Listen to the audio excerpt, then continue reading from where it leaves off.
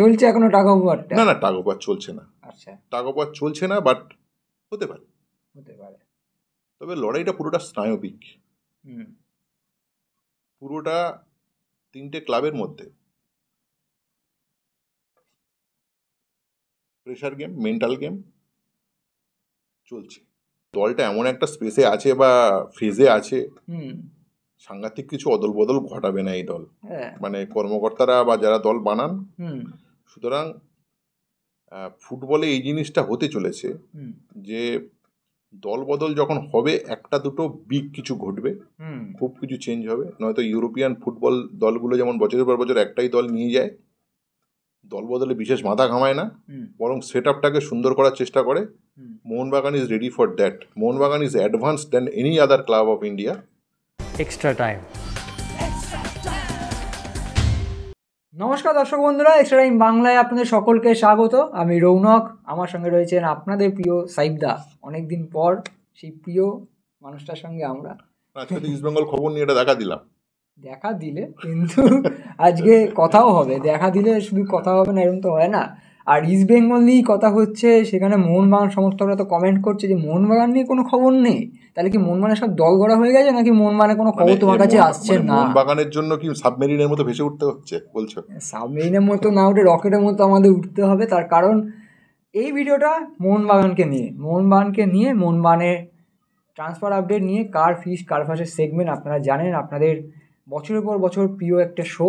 এবং যাকে নিয়ে কথা বলবো আমি জানি না সাইডটা কতটা কমফোর্টেবল হবে, কারণ আমার যাকে নিয়ে জানার আছে, মানে দর্শক বন্ধুদেরও আছে, তিনি হলেন মেহতাব সিং। যখন নামটা ভেসে উঠলো সাবমেরিনের মতো, তখন তো অনেক আপডেটস দিয়েছিলে, তারপরে যেন কেন জানি না চুপ করে গেছে, কোনো আপডেট নেই। ইস্ট বেঙ্গল নিয়ে খবর, মোহামেডান নিয়ে খবর, অন্যান্য খবর, কিন্তু মেহতাব নিয়ে খবর নেই। আর মানে আমি বুঝতে পারছি না, মানে তোমাকে সত্যি খবর আছে কিছু? নাকি সাহিদার কাছে সত্যি খবর থাকে, জিজ্ঞেস করছো কি? না সেটা আমি কি করে বলবো, দর্শক বন্ধুরা সেটা বিচার করুক। না, আমি যারা এক্সট্রা টাইম দেখেন, দলবদলের খবর, এক্সট্রা টাইমের অ্যানালিসিস দেখেন বা ফুটবল অ্যানালিসিস দেখেন, বা আমার কথা শুনতে যাদের ভালো লাগে, আমি তাদের মতো করেই খবরটা করার চেষ্টা করি, জেনারেট করার চেষ্টা করি। আত্মপক্ষ সমর্থনের কথা নয় এটা। আমি আবার বলছি যে দলবদলের সমস্ত খবর একটা আলোচনা, একটা commentary, live commentary, the story inside the story, এটাই কাজ। এবং তার পেছনে কিছু ফুটবল যুক্তি থাকে। মোহনবাগান কেন একজন ইন্ডিয়ান সেন্টার ব্যাক চাইছে? কেননা মোহনবাগানে অভিজ্ঞ ইন্ডিয়ান সেন্টার ব্যাক নেই। টম আর আলবার্তো দুই বিদেশি সেন্টার ব্যাক আবার তারা সেটিং করেছে, কিন্তু দুই বিদেশি সেন্টার ব্যাক সেটিং করার পরেও কোনো দুর্বল দল অপোনেন্ট যদি পড়ে, বা কোনো মাস্ট উইন ম্যাচ যেখানে একটু পজিটিভ আক্রমণাত্মক খেলতে হবে, সেক্ষেত্রে আমার একজন বিদেশি সেন্টার ব্যাককে সরিয়ে মিডফিল্ড আপফ্রন্টে যদি আমি একজন বিদেশি বাড়াই, সেক্ষেত্রে আমার কি ফরমেশন দাঁড়াবে, এই ভাবনা তো থাকবেই ভাই। অবশ্যই এটার জন্য কি খুব বেশি ফুটবল বুদ্ধি লাগে? সুতরাং মোহনবাগান এটা ভাববে, এবং মোহনবাগান এটা ভাবতে গিয়ে তাদের, আমি আগেও বলেছি, দীপেন্দু বিশ্বাস তাদের ফার্স্ট চয়েস ছিল অবশ্যই, কিন্তু দীপেন্দুর খেলা টিমের ভালো লেগেছে, টিম ম্যানেজমেন্টের ভালো লেগেছে, কোচেরও পছন্দ হয়েছে, দীপেন্দুকে বাড়তি দায়িত্ব দেওয়া হবে। কিন্তু শুধু দীপেন্দুতে ভরসা করবে কি দল? একটা বড় মরশুম, সেটা কি ঠিক হবে? একটা বাচ্চা ছেলে, একটা ভুলভ্রান্তিও হয়ে যেতে পারে। সুতরাং চলো একটা অভিজ্ঞ ইন্ডিয়ান সেন্টার ব্যাক আমরা খুঁজি। তা মেহতাব নিয়ে আলোচনা, আমি একটা জিনিস তোমায় বলবো যে মেহতাব নিয়ে বোধহয় আমরা আগেও যখন ইস্ট বেঙ্গল ওরিয়েন্টেড শো করেছিলাম, সেখানে একটা কথা বলেছিলাম, তোর মনে আছে? টাগ অফ ওয়ার চলছে এখনো টাগ অফ ওয়ারটা? না না, টাগ অফ ওয়ার চলছে না। আচ্ছা, টাগ অফ ওয়ার চলছে না, বাট হতে পারে। তবে লড়াইটা পুরোটা স্নায়বিক, পুরোটা তিনটে ক্লাবের মধ্যে প্রেশার গেম, মেন্টাল গেম চলছে। সেটা কেমন? মেন্টাল গেম, মানে এখনকার দিনে তো ফুটবলটা শুরুটাই টাকার গেম হয়, কে কত সবসময় বেশি দেবে। সবসময় সেটা নয়, সবসময় সেটা নয়, অবশ্যই টাকার ব্যাপার, এবং হুম। টাকাটা তো টাকা তো অবশ্যই আছে, একটা ফ্যাক্টর। ফ্যাক্টর, কিন্তু টাকাটা সবসময় পুরোটা নয়। টাকা ছাড়া তো সে তো ইস্ট বেঙ্গলে যাবে না, মোহনবাগানে যাবে না, হ্যাঁ। এমনকি মুম্বাইতেও থাকবে না। হুম। তাই এখানে আপনারা অনেকেই জানেন যে মেহতাব সিং এর 1 বছর আর চুক্তি আছে মুম্বাই সিটির সঙ্গে, এবং 1 বছর চুক্তির জন্য তার যে ট্রান্সফার ফিজ, সে ট্রান্সফার ফিজ প্রথমে ছিল 4 কোটি টাকা। তো ট্রান্সফার ফিজটা কে ঠিক করেছে ভাই? ট্রান্সফার ফিজের টাকাটা পুরোটাই তো এজেন্ট আর পূর্ববর্তী টিম নেয়, এটা তো মেহতাবের হাত নেই। বাট স্পেশাল একটা কজ আছে, যে কজটা ওপেনলি বলা ঠিক না, যে কারণে মেহতাব কলকাতায় আসতে চায়,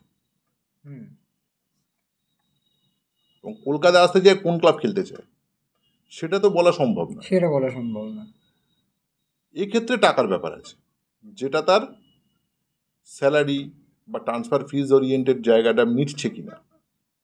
তা প্রথমে ধরো 4 কোটি টাকা তার ট্রান্সফার ফিজ ঠিক হয়েছিল, সেটা পরে 3.5 কোটি মতো একটা এজেন্টরা বলেছিল যে 3.5 কোটি দিলে আমরা 1 বছরের জন্য মোহনবাগান এতটা ট্রান্সফার ফিজ কেন দেবে, দিতে চায়ও নি।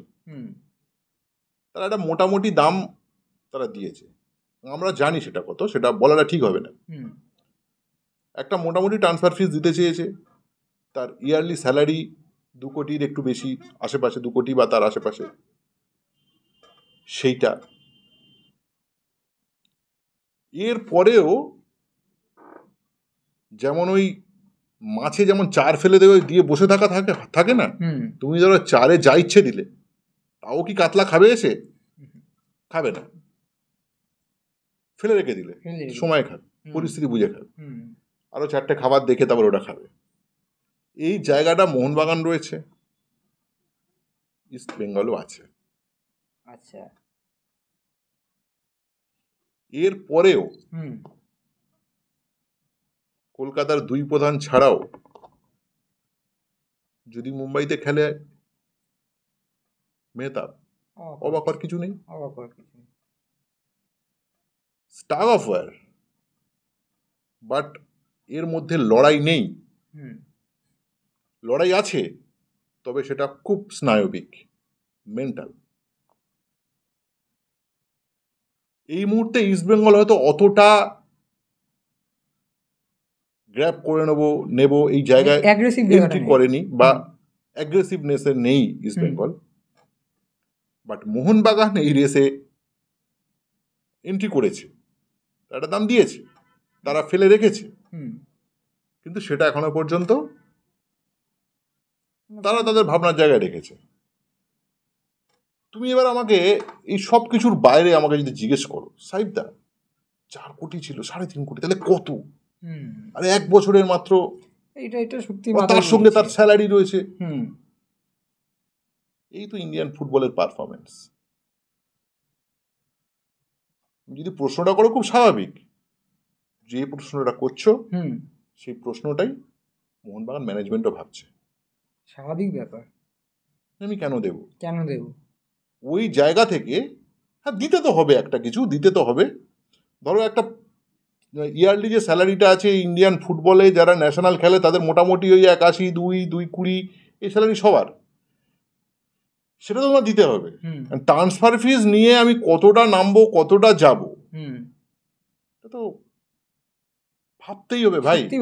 টোটাল বাজেটটা একটা প্লেয়ারের জন্য, তার থেকে আমি কতটা ফ্রুটফুল হবো, কিংবা একটা মাত্র, তুমি এটা বারবার বলছো, এটা স্বাভাবিক ব্যাপার, এটা গোটা বিশ্বে হয়ে থাকে। আমি এরকম অনেক বড় বড় ফুটবলারদের দেখেছি, যে আমি ফর এক্সাম্পল বলতে পারি এমবাপ্পের কথা যদি ভাবো, যে 1 বছরের চুক্তি না, ফ্রি ট্রান্সফার, রিয়াল মাদ্রিদ কী করবে, একটা টানাপোড়েন ছিলই, এখানেও তাই আছে। শোনো, তোমাকে আর জিনিস বলছি, এটা হয়তো অনেকে জানেন বা অনেকে জানেন না, যারা জানেন না তাদের জন্য বলছি, যারা জানেন তাদের জন্য বলছি না। সেটা হচ্ছে এই যে ট্রান্সফার ফিজ না, অনেকটা গল্প আছে ওর মধ্যে। ধরো ট্রান্সফার ফিজ তোমার দাম তোমাকে বলছে যে 2 কোটি টাকা ট্রান্সফার ফিস দিতে হবে বা 3 কোটি টাকা ট্রান্সফার ফিস দিতে হবে। তুমি 3 কোটি টাকার মধ্যে না পুরো 3 কোটি দিতে হবে না, তোমার ট্রান্সফার ফিস ধরো 70% দিলে বাকি 30% হবে তার পারফরমেন্সের ওপর। মেহতাবের ক্ষেত্রে বলা হয়েছে একটা বড় অ্যামাউন্টের ম্যাচ কিন্তু তোমার ফিট খেলতে হবে, ডুরান্ট থেকে শুরু করে ISL শেষ পর্যন্ত। সেই সংখ্যাটা কিন্তু 16, 17, 18 এরকম আশেপাশে ম্যাচ তোমার খেলতে ফিট হয়ে মাঠে নামতে হবে। তারপরে কিন্তু তুমি টোটাল এই ট্রান্সফার ফিসটা তুমি তোমার এজেন্ট বা তোমার ক্লাব পাবে, এটা কিন্তু নিয়ম। এবং মেহতাবের ক্ষেত্রে কিন্তু সংখ্যাটা কিন্তু এই পরিমাণের একটা ম্যাচ দেওয়া হয়েছে যে এই এতগুলো ম্যাচ তোমার খেলতে হবে। ধরো তোমার ISL এ ধরো 14 দুগুণে 28টা টিম, মানে 26টা ম্যাচ, 26টা ম্যাচ হচ্ছে। ডুরান্ডে তোমার ধরো জুনিয়ররা খেলবে, ধরো শেষের দিকে একজন দুজন সুপার কাপটা ধরো আছে, সুপার কাপটা পুরোটা খেলবে, এফসিটা আছে, ধরো তোমার 30-32 এরকম ম্যাচ থাকবে এবছরে। 30-32টা ম্যাচের মধ্যে 50-60% ম্যাচ তোমার খেলতেই হবে। এটা কিন্তু দেয়া হয়েছে মেয়েদের। এটা খুব আমি বলবো খুব প্রশংসনীয়, কারণ তুমি যদি বিদেশি ফুটবলেও দেখো অনেক ফুটবলার এই 32টা বা 34টা ম্যাচের মধ্যে কিন্তু 28-30টাও খেলে দেবে। কিন্তু যে ফুটবলার হয়তো চোট পাবো না, যে সে কি এটা পারবে, সে পজিশনটা কি কন্ডিশনে আছে, এই একটা টার্গেট তোমার দেওয়া হবেই। মেয়েদের কাছে কিন্তু এই টার্গেটটা আছে। আচ্ছা, সব মিলিয়ে মানে বিষয়টা হচ্ছে এখনো ফাইনালাইজ হয়নি, কিন্তু তুমি যেটা বললে যে ছিপ ফেলে রেখেছে, মাছ ধরা দেবে কি না সেটা কোনো সময়ের অপেক্ষা। অবশ্যই। এবং ইস্টবেঙ্গল হালকা এন্ট্রি করেছে, করতে চেয়েছিল পুরোটা, কিন্তু যেহেতু নার্ভার লড়াই চলছে, স্নায়বিক লড়াই চলছে, সুতরাং স্নায়বিক লড়াইটা তোমার স্নায়বিকভাবেই খেলতে হবে, দেখে শুনে বুঝে। যাই হোক, দামটা তো তোমার সেরামই দিতে হবে। দামটা তো আমি ওই জন্য তখন বললাম, দামটা তো একটা বড়, ও 2 টাকা বলছে মানে যেমন 2 টাকা 10 পয়সা দিতেই হবে। একটা সেই বিষয়ের উপর দাঁড়িয়ে আছে গোটা জায়গাটা। মানে সব মিলিয়ে মেহতাব সত্যি সবুজ মেরুন জার্সি পরবে না, লালুর জার্সি পরবে না, মুম্বাই ওই আকাশি নীল জার্সি পরেই থাকবে, সেটা আর কিছুদিনের মধ্যে ক্লিয়ার হবে। তবে যে আপডেটটা ছিল আমাদের কাছে, সেই আপডেটটা আপনাদের জানালাম। আপনারাও বলুন যে মেহতাব, যারা মোহনবাগান সমর্থকরা দেখছেন এই ভিডিও, মেহতাবকে আপনারা কতটা চাইছেন, কতটা দরকার এই দলের জন্য। এবং আপনারা জানেন যে ডুরান্ট কাপ আছে, সুপার কাপ আছে, ISL আছে, AFC টুর্নামেন্ট রয়েছে, তো এতগুলো টুর্নামেন্ট, এত ম্যাচেস, এবং সেখানে সাইফদাও যেটা বললো সব ম্যাচ তো বিদেশি ডিফেন্ডার দুজনকে খেলালে আমি আক্রমণ ভাগে খেলাতে পারবো না। আমাদের হাতে যেখানে Jamie McLaren, Jason Cummins, Dimitri Petratos, এই বিদেশিরা রয়েছেন, এটা কিন্তু খেলার চেষ্টা করতেই পারে মোহনবাগান। আর মোহনবাগান সমর্থকরা বিশ্বাস করুন, যেটা বলবো বলে শুরু করতে চেয়েছিলাম ভুলে গেছিলাম বলতে, মনে পড়ে গেছে সেটা হচ্ছে দলটা এমন একটা স্পেসে আছে বা ফেজে আছে, সাংঘাতিক কিছু অদল বদল ঘটাবে না এই দল, মানে কর্মকর্তারা বা যারা দল বানান। সুতরাং ফুটবলে এই জিনিসটা হতে চলেছে যে দল বদল যখন হবে, একটা দুটো বিগ কিছু ঘটবে, খুব কিছু চেঞ্জ হবে। নয়তো ইউরোপিয়ান ফুটবল দলগুলো যেমন বছরের পর বছর একটাই দল নিয়ে যায়, দল বদলে বিশেষ মাথা ঘামায় না, বরং সেট আপটাকে সুন্দর করার চেষ্টা করে। Mohun Bagan is ready for that. Mohun Bagan is advanced than any other club of India. তারা দল বদলে খুব একটা মাথা ঘামায় না, কেননা তারা দল বদল করতে করতে একটা জায়গায় এসেছে যে সেট আপটা নিয়ে, সেই স্টেবিলিটিটা নিয়েই তারা কিন্তু আছে। আমার মনে হয় আলটিমেট কথাটা এখানেই বললাম এই স্পেসে এসে, যে খুব যে পরিবর্তন দরকার। আপনার কি মনে হয় খুব এটা পরিবর্তন দরকার? কমেন্ট করবে, দরকার নেই না, মানে বিষয়টা এরকম, যখন বাকি দলগুলো একটা একটা করে ইট গেঁথে সিমেন্ট দিয়ে একটা বাড়ি করার চেষ্টা করছে, মোহনবাগান ইমারত হয়ে গেছে। হ্যাঁ, মোহনবাগান সেখানে হয়তো কোথাও একটু চুন খসে গেছে, সেই চুনের একটু মেরামত করার জন্য, বাকি বেশি কিছু না। এত বেশি চিন্তাও করবেন না। তবে ভিডিওটা ভালো লাগলে অবশ্যই শেয়ার করুন বন্ধুদের সঙ্গে, কারণ মোহনবাগান নিয়ে, মেহতাব নিয়ে অনেকদিন পর একটা আপডেটস, সেই আপডেটস বন্ধুদের তো আগে জানাতেই হবে। এবং অবশ্যই সাবস্ক্রাইব না করে থাকলে সাবস্ক্রাইব করুন, কারণ আপনার বন্ধুর আগে যাতে আপনি আপডেটসটা পান, সেটার জন্য সাবস্ক্রাইব করা দরকার। এবং অন্যান্য সোশ্যাল মিডিয়া প্ল্যাটফর্ম যেগুলো আমাদের রয়েছে সেখানে ফলো করুন এবং পাশে থাকুন। অসংখ্য ধন্যবাদ, নমস্কার।